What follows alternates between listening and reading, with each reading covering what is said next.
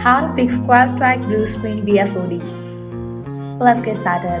If you're dealing with a blue screen of dead BSOD after a Crowdstrike update, here's how you can easily fix it. After a few restarts, you'll reach the recovery screen. Click See Advanced Repair Options. Next, select Troubleshoot, then Advanced Options. And finally, Startup Settings. Once we're in the Startup Settings page, hit the Restart button. When the options screen appears, press the number 4 key to start your computer in safe mode. Log into your computer and open Windows Explorer.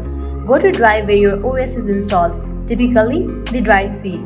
In the storage bar of Windows Explorer, type C-50291*.sys and press enter. With that, a file will pop up. After file appears, click on that file and delete it.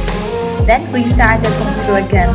Hopefully this time it boots up without any issues and you can use it normally. That's it. You have fixed the Crowdstrike blue screen error. If this video helped you, please like, share and subscribe to our channel. Feel free to leave any questions or comments below. Thanks for watching.